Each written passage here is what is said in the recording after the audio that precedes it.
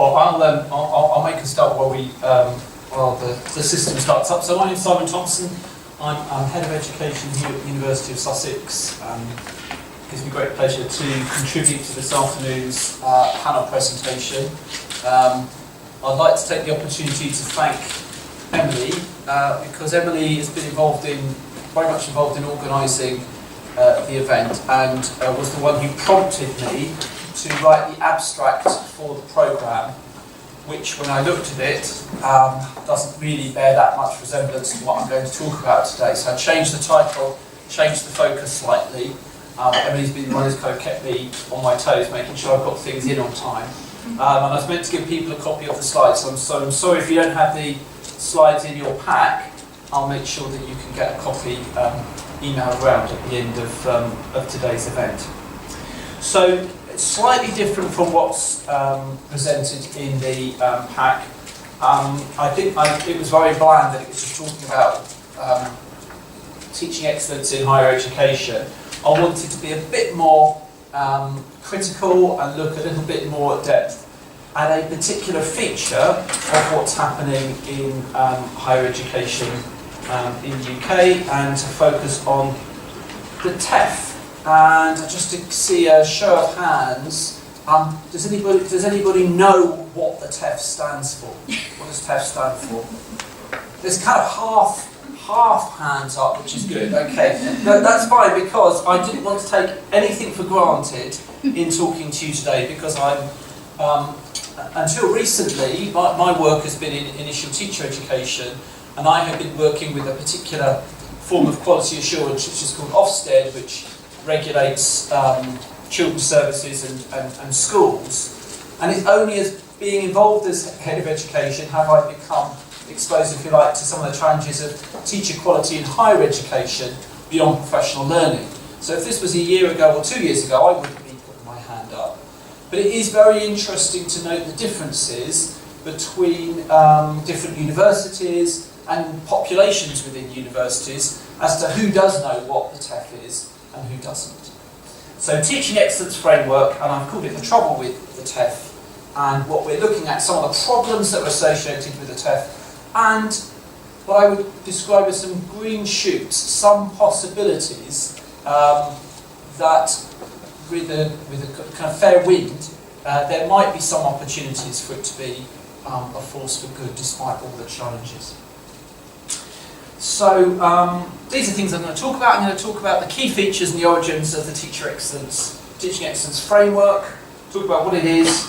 I'm going to talk about what the challenging implications are, in particular student opposition, for ensuring excellence in teaching and learning in the UK Academy. So what is it that's going to be difficult about the TEF in terms of realising what it's meant to be doing, and then I want to kind of look at this idea of unintentional opportunities that are emerging, and to look at activity theory as a way of thinking about that, and saying that by the process of the TEF itself might throw out some unintentional benefits for the quality of teaching and learning.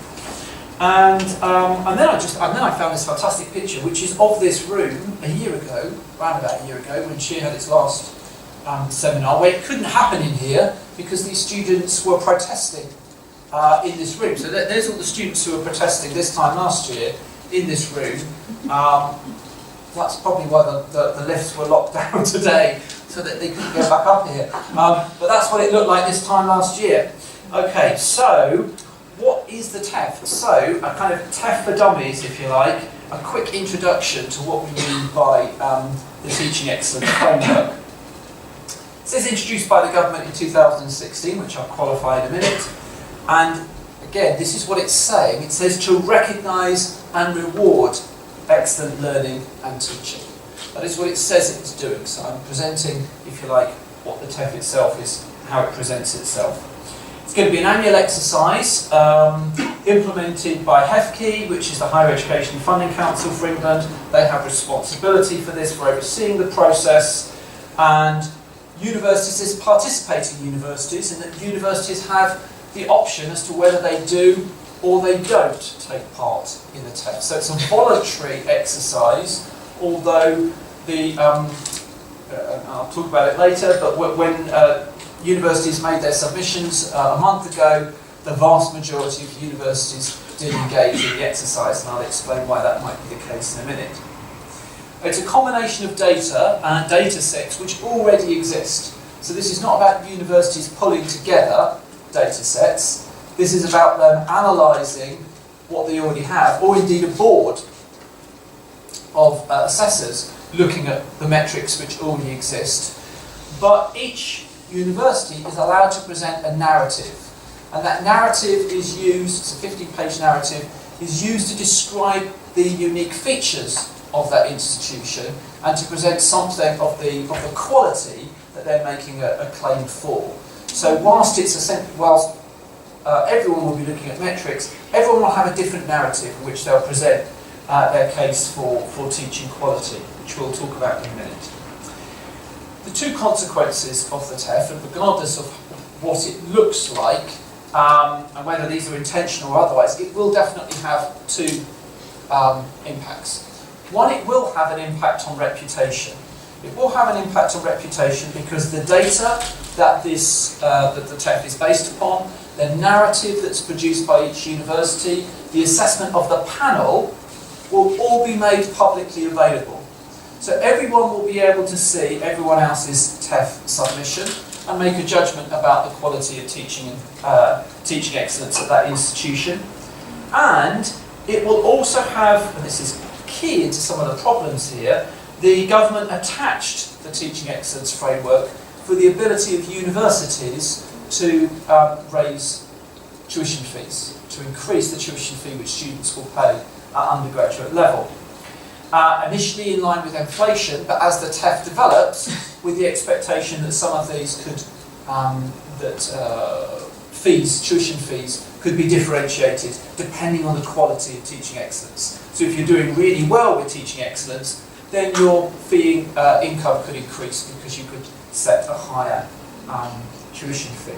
So you can see there are some serious consequences for this initiative, and the two, fees and reputation, are linked together. So that just gives you a very basic introduction to this measure that's been introduced, this monitoring measure, and what I will do is unpick some of the things as we go through to kind of illustrate it. Obviously, ideas or thoughts around teaching excellence exist before the introduction of the teaching excellence framework. So various academics have gone to look at what do we mean by teaching excellence, and two kind of key areas of scholarship research, one by Gibbs, which looked at different conceptions, so kind of a continuum of what teaching excellence might look like. Very small on here, but it would mean that people who were involved in higher education would be engaged in some scholarship on good teaching. That would be a form of teaching excellence, to perhaps developing a corporate or collaborative sense of teaching excellence across a whole institution, a whole university. So moving from nothing happening at all to individuals to whole institutions taking an interest in teaching excellence, to a more recent, and I think obviously preparing the ground for discussion, debate, analysis of what is teaching excellence. Landon Gordon, who did some work for the Higher Education Academy, looked at what they called as modalities. And what they use is Dreyfus to move from a novice to an expert, and they tried to say, what would that look like? What are some of the features that are already in existence? Their research was based on established documentation, so it wasn't interviewing people, it wasn't going to visit institutions, it was looking at what's publicly available, desktop research, what materials can we look at, and so moved from general competence, which might be associated with an individual holding or enrolling on a postgraduate certificate, in teaching and learning, to some of the high recognition systems that are out there, so recognition by your institution or by the academy, HEA academy, so like a national teaching fellowship, or in other countries, in Australia, a Prime Minister's Award for excellence in teaching, so very high recognition indeed. And they looked at some other features as well. But there are some ways in which it's been developed in the past. Rosemary Dean, who will join us, Professor Rosemary Dean, who will join us later on, has critiqued this idea of definitions and said actually it's very, very difficult, it's an interminable debate, it's very difficult to reach any conclusions about what teaching excellence is. And in the run-up to the teaching excellence framework, that was recognised by those people who were worried about it. So the Million Plus Group, which is an organisation which looks at newer universities, says agreement about the definitions of teaching excellence was hard to find as the holy grail. So there is some scholarship. It hasn't necessarily informed the teaching excellence framework, as we will see, and academics, different policy makers are in no agreement as to what it will be. So nobody can agree what teaching excellence will look like, but there it is. So academics can't agree about it, but actually in the teaching excellence framework, they have defined it. These are the features of teaching excellence. And what you have here is the teaching excellence framework broken down into its different sections that we are assessed against. And the ones in the darker blue across the top, teaching quality, learning environment, student outcomes and learning gain, are the key headings, are the three areas of metrics which are looked at and are used to judge whether an institution can make a claim for teaching excellence or not. I want to emphasise at this stage, this is called TEF2, I'll explain what happened to TEF1 a minute ago. This is TEF2 and it's at an institutional level. And what they're doing is they're using data which already exists. So as I said, universities haven't had to kind of bring together new sets of data, they're drawing upon what's already out there. And they put them into these headings, and within that you've got some subheadings, feedback, how engaged people are in scholarship and research and professional practice, what does employment or further study look like for undergraduates. Data sets incidentally around undergraduate study, not a postgraduate study, but an undergraduate study at this stage. So this is the way in which they've defined it. This is the assessment criteria that they've looked at. And if you were to go online, you could look at the Teaching Excellence Framework and unpick the criteria and what that might mean. The policy context, then, where has this come from? Well, you would have found it, if you were looking, in the Conservative Manifesto at the last election. They signalled their interest in a teaching excellence framework, published as a green paper with the opportunity for a wide-ranging consultation, opportunity for people to feed back and to give suggestions about how teaching excellence should be defined and what should be the criteria and whether we should have one or not, and then published in May 2016 in a white paper, Success as a Knowledge Economy, which has then gone through Parliament. Gone through Parliament in such a way that by January this year, universities were submitting their response to TEF2.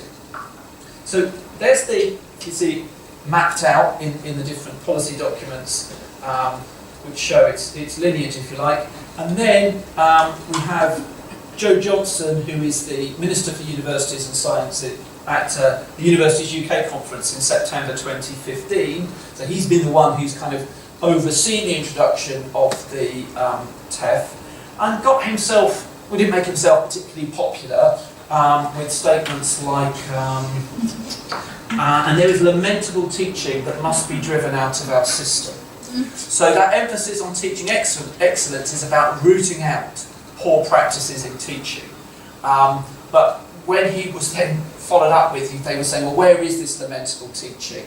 He wasn't able to necessarily pinpoint anywhere where this was happening, kind of more like a gut reaction to what he thought was happening. And he says it's damaging the UK education system.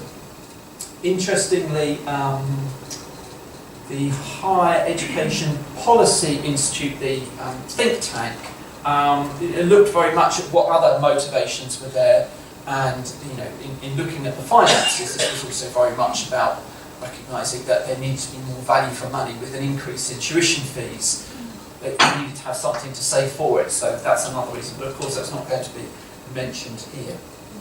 When you look at the TEF document itself, it says the purpose of the TEF, again this is not me, this is them me repeating back what it says, according to the TEF, is to give students better choices about what and where to study. So where should they go? The TEF would be able to help them initially on an institutional level because there'll be information about each institution.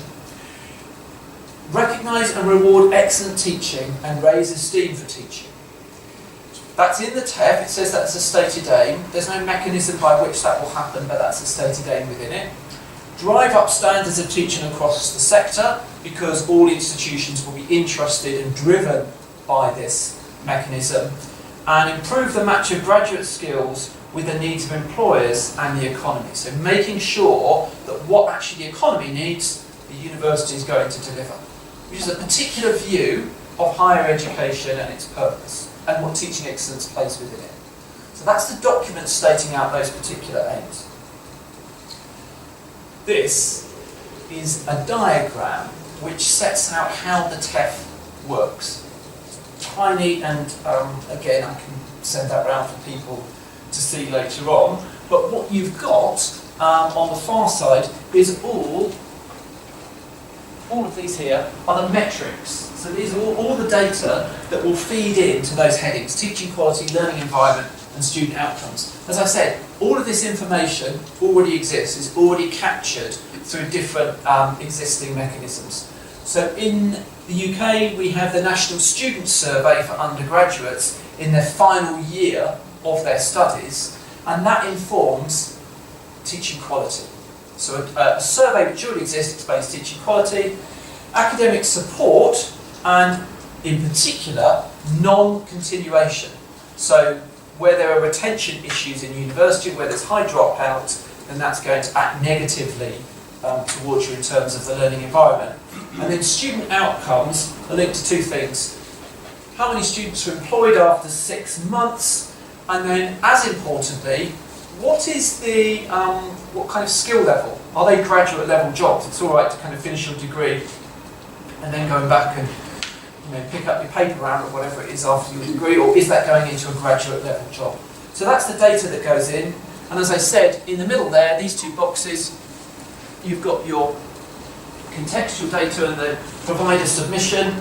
There is some question mark over to how weighty that provider statement will be. Now they put together the assessor review. It's a formidable panel, a lot of money put into that. If it was just to look at the metrics, then they wouldn't really have needed necessarily a panel. So there must be something about that provider statement which will be important, that might give institutions the opportunity to present their case. There's some moderation purposes that are there, and at the end of it, you will either get a bronze award, a silver, or a gold award. So they have moved away from what Ofsted use, which is outstanding, good, and requires improvement, and that would have been a difficult one to go there, because at the bottom there you've got the prerequisites, and that, if you like, was TEF 1. That was, have you got have you had a successful quality judgment initially? Have you got an offer statement? These things allowed you to get into the first round of TEF anyway. And that's really just the benchmark of really being a university. Then you've got bronze, silver and gold.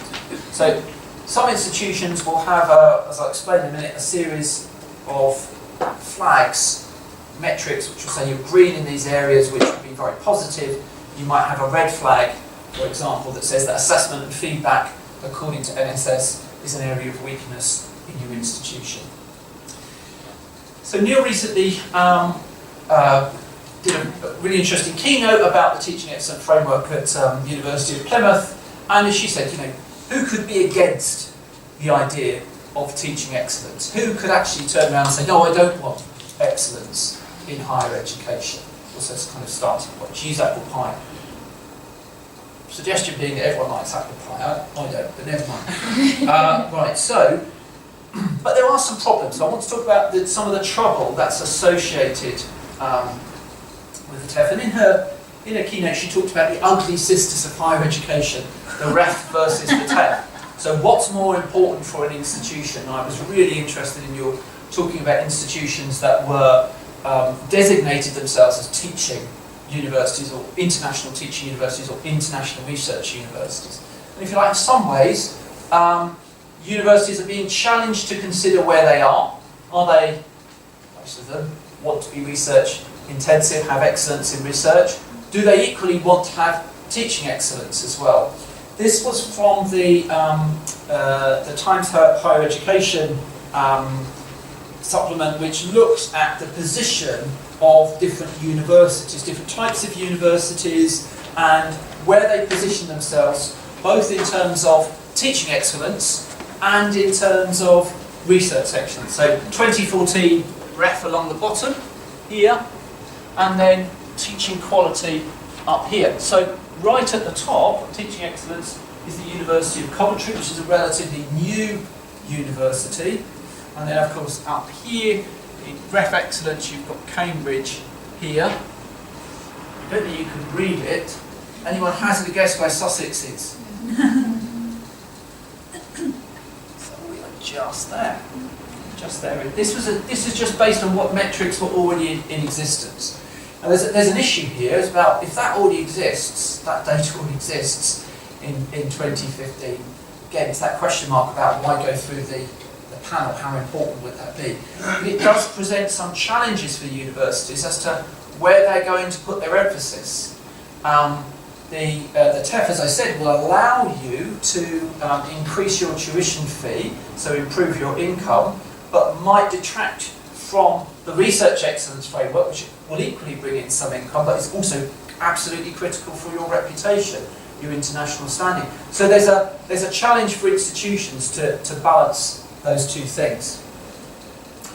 Another trouble is the metrics that are used and to what extent they might discriminate. So there's some question mark about how valuable these. As I said, you've got a green flag over student outcomes or red flag over student outcomes, particularly on the NSS, National Student Survey.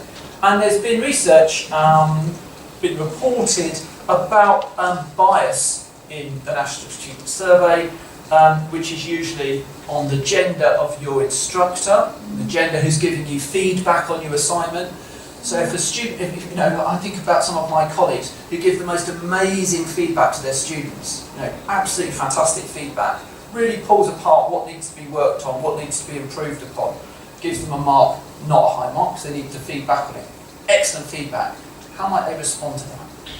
Yeah? I haven't got the mark I wanted, and I want cross now with that person who's putting all that work. Something there about the feedback, and then also something about ethnicity as well. So some of the research is picking up some existing racist bias within society. Is that also shaped within the NSS as well? So there's something there about the metrics which people are worried about. Obviously on an institutional level, those things are hidden.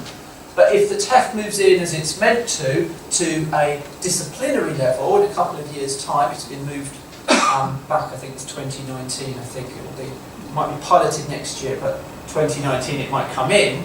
Then actually that might have a significance for departments and for individuals. Then we have lack of student interest, a lot of investment. Remember, one of those things that the TEF was saying is we want students to be better informed. We want them to be better informed of what they're doing. Well, the BIS, which universities used to be part of, university department, their own research said that actually students didn't really have much of a problem in selecting what institution to go from. In fact, there's a lot of information already out there for students to make those choices on. And when they surveyed them later on, they weren't that interested in the TEF because they don't necessarily trust these different mechanisms. And actually, for students, it's often they do look at these tables, but more importantly, it's often recommendations. It's about stories that other students have told them that has a big influence on some students. So it doesn't necessarily change their choices. Some indication again this morning about that kind of teaching to the test, working with the metrics. Every time you set a new set of rules, and we're waiting to find out what the rules of the next ref will be. We know what the rules of the TEF will be. So there is some gaming that exists in the system, that people will look and make calculated choices as to what they might do and what they might do. I mean, entering into the TEF is a calculated decision being made by university managers, But also within universities, they'll be making choices about what they should do, and that's not to be, that's unsurprising. But what it also will do will be to create an investment in an infrastructure for the TEF. And again, if you look at the way in which different institutions prepared for the TEF, there's a big variation.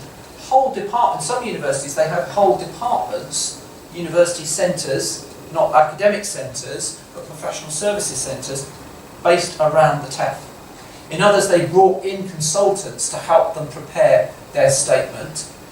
And in others, well, it's left to the last minute, and not much is done about it. I don't know where we are, but anyway, we'll see, won't we? Then there is a challenge there over competition versus collaboration. So what is happening here is you are going to be competing, already competition in the system, but there's even more competition now through the TEF as to what benchmark you might have, whether you're going to be gold, silver, and there's competition for trying to get those number of students. Now that's not to say that competition doesn't exist in the system, but it's going to heighten that competition between institutions. When a great feature of higher education is opportunities for collaboration. Without teaching excellence, that might be challenged. Then the whole way in which the TEF is presented is the better life chances kind of discourse, which is this is all for the good of the individual student. This is going to make them more competitive. They're going to make the right choices, what's going to be right for them in terms of their graduate choices so they can earn more. But actually, a lot of students don't go to university to earn more. That's not their primary motivation. Something about higher education, which is about higher education for higher education's sake, and for the love of the subject, for the love of going to university, for learning. But equally, there are lots of courses in this institution, in our school, which are incredibly popular. Social work, education, which don't attract huge salaries. They are graduate professions, but they don't attract huge salaries as well. So there's some kind of assumptions there about what students are looking for. And then the biggest challenge for this particular round and for institutions is student opposition.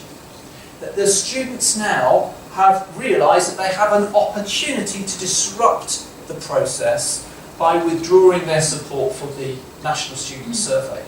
So across the country at the moment, the various unions of the different universities are organising boycotts of the NSS and organising boycotts of the outcomes, the graduate outcomes. So they're not returning their career details, and they're making a calculated choice not to complete the NSS.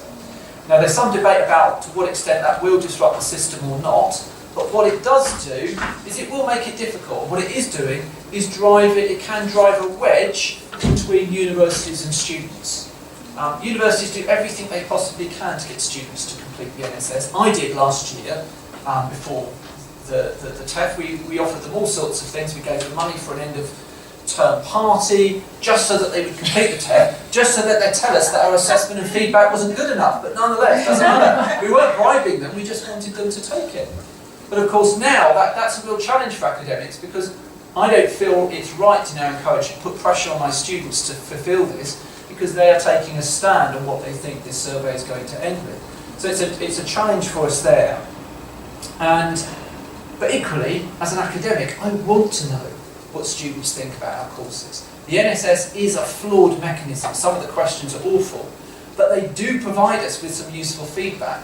We are making a big focus on assessment and feedback in our department and in our school. We want to get that right. That's come from the NSS. But next year I'm likely not to have any data. I won't know if our strategies have been effective or not. So it's a real challenge, but it will be a challenge for the TEF. So there are a couple of, Viv Ellis and McNichol talked about different ways in which you can respond to these kind of impositions. One is a very centralised control system. It's all done through the institution. Short-term solution, let's get through it. It's very much linked with that kind of centrist approach in universities. Or you get universities who kind of go through, well, let's see what we can do.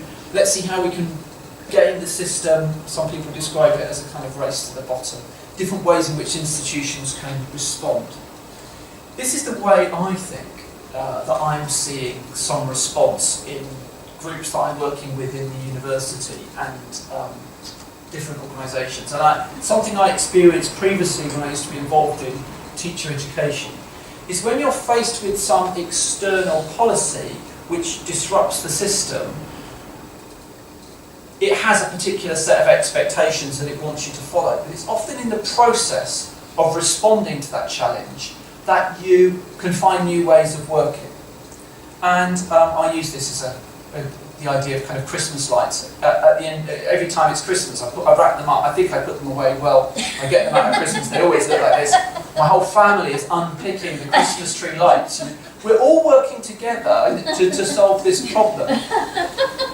This is very similar to this idea of what called co-configuration, where we're working together to try and sort out a problem. It's not what the intention of the ref is. It's not, the idea isn't to bring academics together or different universities together to think about these things. That's not the intention, but it can be the consequence that we are working together, sharing ideas, and I'll talk about how that's happening. That actually there can be a top-down approach to these kind of initiatives, but often that's happening in the background, that it's actually academics talking to each other, or more importantly talking to their students, where some of the more interesting work is happening. And Paul talks about how policies are never realise what they're meant to be. They're kind of ramshackle, they're complex, they go through so many different interpretations that they often bear very little resemblance to the shiny document or the internet page that's presented. And I emphasise that last bit there, ultimately recreation in context of practice. So when it gets to the ground level, there are ways in which some of these policies can be a force for good. And I just wanted to end with a few examples of some of the things that I've seen happening kind of in the wake or in the middle of the TEF, which suggests that there might be some positives there for students and for academics interested in higher education teaching. It was happening anyway, but I think it now puts it very much on the agenda. And again, the REF isn't going to do this, the REF won't do this, but it does make people start talking about the value of teaching and start to reward the contribution of teachers who are excellent. And we've seen that in quite a lot of universities now. Some universities who might have a very traditional research focus of having a promotional structure for those who have excellence in teaching and opening up those opportunities. There's a relook at the fact now that if teaching is going to be considered to be as important as research in different ways, it's got a different set of criteria about it, but going to be important, that an academic is meant to be good at research, good at teaching, and also make a great contribution to the university through leadership, through service, etc. Well then, that means that there's got to be a rethink about what one individual is able to do in their academic career, and some rebalancing of that workload, that you can't be excellent in all three things at all times. You have to think. So there's some work around workload that's taking place, which is recognising that we have to create some kind of boundaries for some of these things. You can't do everything. There is indication of some, I mentioned the NSS, some genuine engagement with student feedback. That this is not something that you can just write in your annual course review and then file it for next year and hope it's sorted itself out. There's an increased focus on what students are giving feedback on. The REF will do that, and of course that will feed into the REF, but more importantly, it will feed back into the quality of courses, that academics are talking to students. So some of our board of study meetings have a much richer discussion because the students are really interested in what kind of impact students have made in terms of changing our courses. Valuing opportunities for professional development, one of the features that's happening at our institution, and it's a shame that Tamsin's not here, Emily's involved, Mariam's involved, I'm involved, in that we're developing an MA this year in inclusive higher education, so that there would be some professional development opportunities which go beyond the idea of starting to teach, the starting to teach module, which everyone who wants to teach in the university does. Something that's a bit more thought-provoking, a bit more critical about what good higher education teaching and learning is.